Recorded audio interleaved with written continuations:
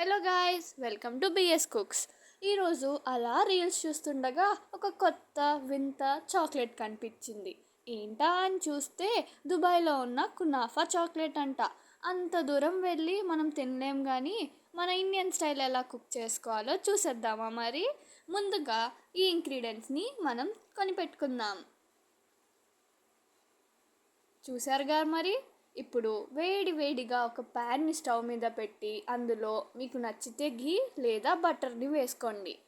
ఇది వేసుకొని బాగా కలిపేద్దాం. అలా కలిపి మెల్లగా అది హీట్ అవుతున్నప్పుడు వర్స్మిల్లీ సేమ్యాలు ఉంటాయి కదా, మరి ఇందులో వేసేయండి. ఇలా వేసి దాన్ని బాగా బ్రౌన్ కలర్ వచ్చేదాకా అలా కలుపుదాం మెల్లిగా. దీన్ని లో ఫ్లేమ్లో పెట్టుకొని మాత్రమే కలపండి, లేకుంటే బ్లాక్ కలర్లో మారిపోతాయి మరి. ఇప్పుడు ఇలా బ్రౌనిష్ కలర్ వచ్చాక పక్కన పెట్టుకోండి.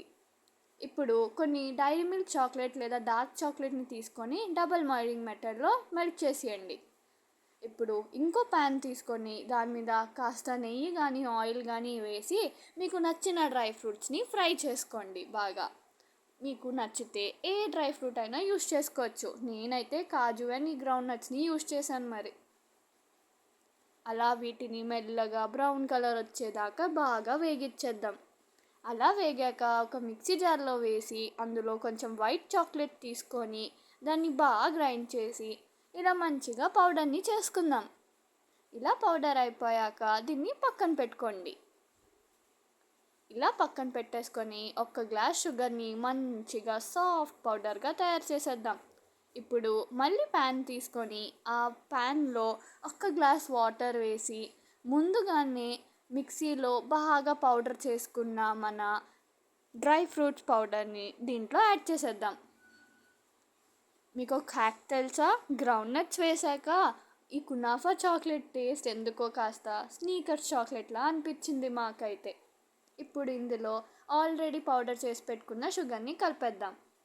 ఇలా మెల్లిగా కలుపుతుంటే వాటర్ అంతా బబుల్స్లా అయ్యి దగ్గరికి అవుతుంది ఈ మిక్చర్. అందులో ముందుగానే రోస్ట్ చేసి పెట్టుకున్న ఈ వర్స్మిల్లీ సేమియాలని కూడా కలిపేద్దాం. ఇలా బాగా కలుపుదాం. ఇలా మెల్లిగా కలిపాక వాటర్ అంతా లాగేసి ఈ సేమియా మొత్తం దగ్గరికి అయిపోతుంది. ఇలా దగ్గరికి అయ్యాక ముందుగానే మెల్ట్ చేసి పెట్టుకున్న చాక్లెట్ని ఈ మౌల్డ్లోకి వేసుకుందాం. నేనైతే ఈ డబ్బాని వాడాను. మీ దగ్గర మౌల్డ్స్ ఉంటే మీరు మౌల్డ్స్ కూడా వాడచ్చు. ఇలా ముందు ఒక లేయర్ వేసి దాని మీద కుక్ చేసుకున్న సేమియాని వేద్దాం. ఇలా వేసాక మళ్ళీ ఇంకో లేయర్ చాక్లెట్ని దాని మీద వేద్దాం. ఇప్పుడు దీన్ని బాగా సెటిల్ చేసి డీప్ ఫ్రిడ్జ్లో పెట్టేద్దాం. ఒక 24 hours దాకా డీప్ ఫ్రిడ్జ్లో పెట్టేయండి. దాని తర్వాత ఈ దుబాయ్ చాక్లెట్ మన ఇండియాలో కూడా చేసుకోవచ్చు అని ప్రూవ్ అయ్యింది. Thank you. Do like, share and subscribe.